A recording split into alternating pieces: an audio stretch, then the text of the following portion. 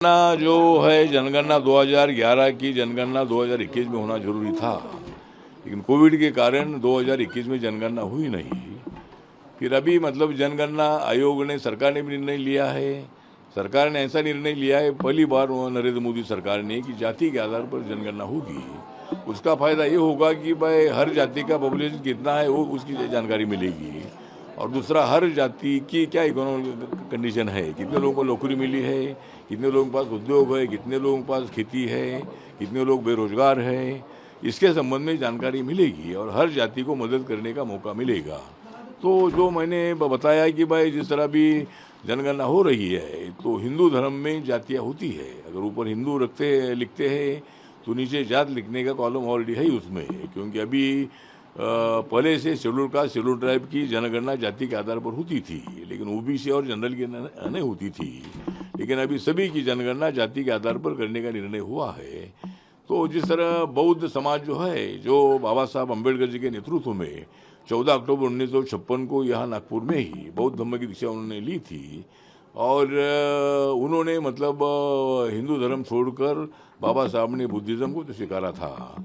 तो उसके बाद हमारी जो शेड्यूल कास्ट को मिलने वाली जो सुविधा थी, जो रिजर्वेशन था, चला गया था। तो इसीलिए मतलब हम लोगों ने आंदोलन किया, सभी बौद्ध अनुयायी ने, अनेक पॉलिटिकल पार्टियों ने, आरपीआई ने आंदोलन किया। हमने दलित पैंथर मिली थी, हमने भी आंदोलन किया था।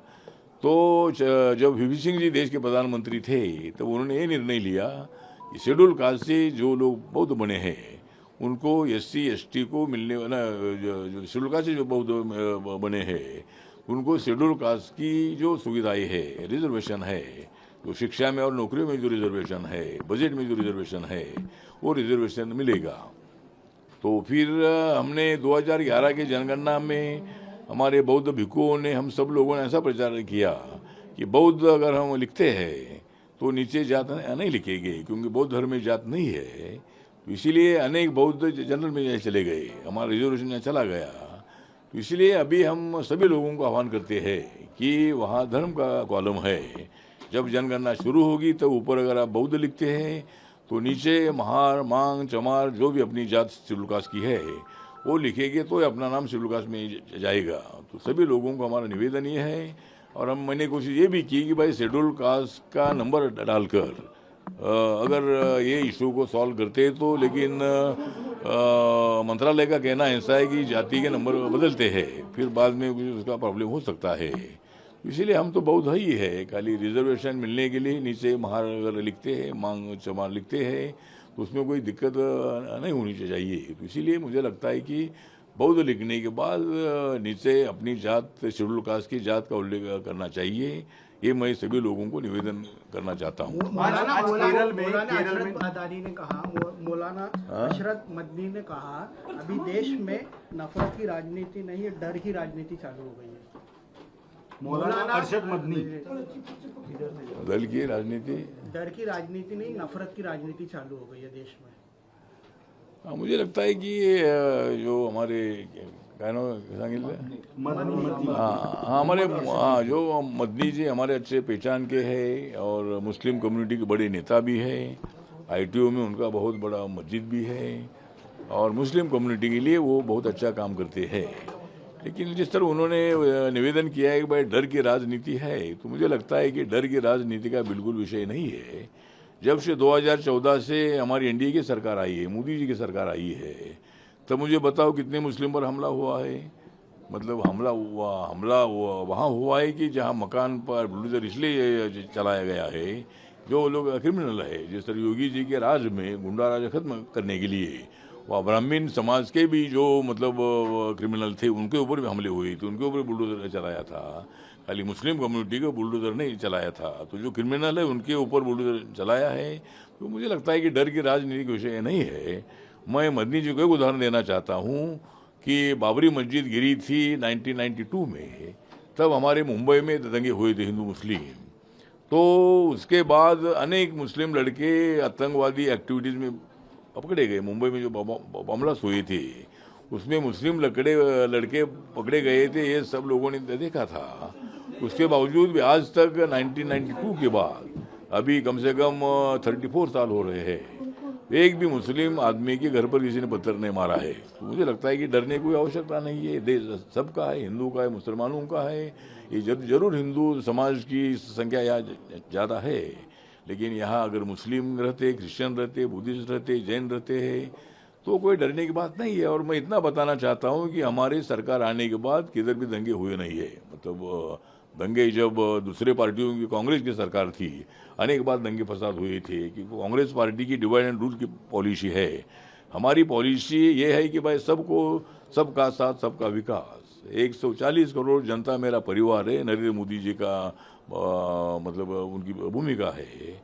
और जो योजना हमने बनाई है, जो जनधन योजना है, आवास योजना है, जो उज्ज्वला योजना है, आयुष्मान भारत योजना है, 10% आरक्षण इकोनॉमिकल सेक्शन को है, ये सब में मुस्लिम को फायदा होता है या मुस्लिम को मत दे दो ऐसा नहीं है। जो भी सरकारी योजना है, हर योजना का फायदा मुसलमानों को भी होता है। तो इसीलिए मुझे लगता है कि मदनी हो या ओवैसी हो, उन्होंने जरूर अपने जमात की बावजूद लेना चाहिए, लेकिन डर की राजनीति ऐसा बिल्कुल बोलने की आवश्यकता नहीं है। हम मुसलमानों के साथ है, मोदी जी मुसलमानों के साथ है।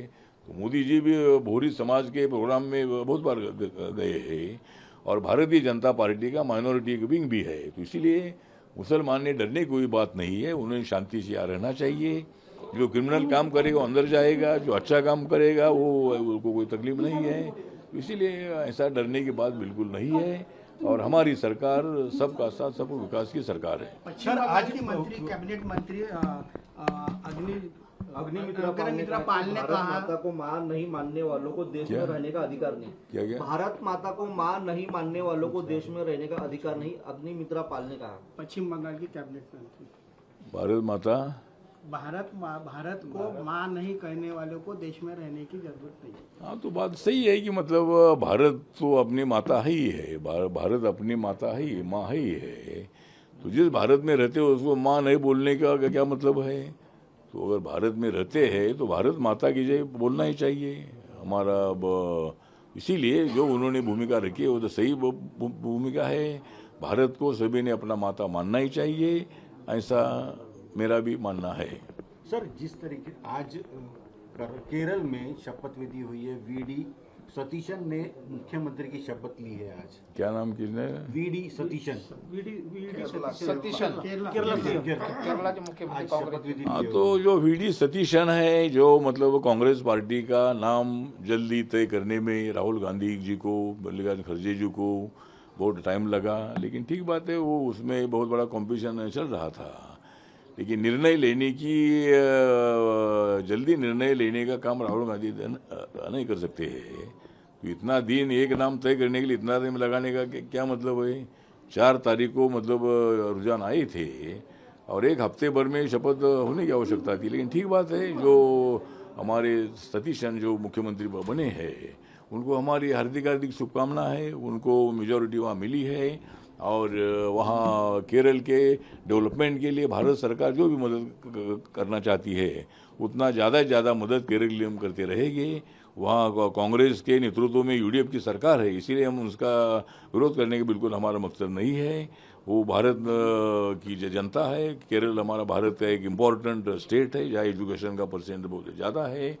और इसीलिए मतलब ये मुख्यमंत्री जी को मेरा इतना ही निवेदन है कि नरेंद्र मोदी जी की सरकार जरूर आपको भी जो अगर प्रस्ताव पे भेजेंगे तो जरूर मतलब मैक्सिमम मदद करेंगे। मेरे मंत्रालय के पास अगर कोई प्रस्ताव आते हैं तो केरल के लिए हम ज़्यादा से ज़्यादा सहयोग करेंगे। उसमें कोई राजनीति करने का हमारा मकसद बिल्कुल नहीं है। नीट एग्जाम को लेकर राहुल गांधी ने नरेंद्र मोदी पर फिर एक बार हमला किया है। उन्होंने कहा है कि कम से कम देश से माफ़ी तो मांगे।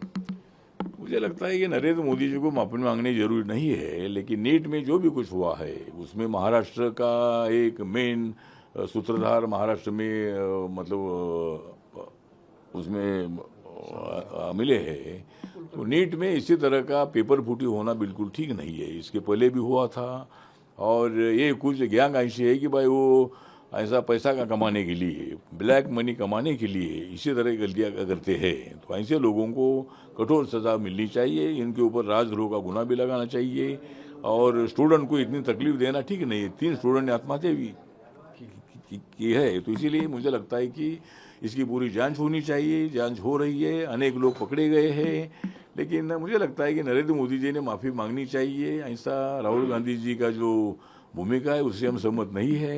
नरेंद्र मोदी जी ने पूरे आदेश दिए हैं कि भाई इस प्रकरण में कोई भी ना छूटे, उनके ऊपर कठोर कार्रवाई होनी चाहिए और उसके मुताबिक पूरे देश भर में कार्रवाई चल रही है, महाराष्ट्र में कार्रवाई चल रही है और सभी लोगों को इस संबंध में अरेस्ट किया है और दोबारा ऐसा ना हो उसके लिए जरूर भारत सरकार की तरफ से, महाराष्ट्र सरकार की तरफ से प्रयत्न किया जाएगा।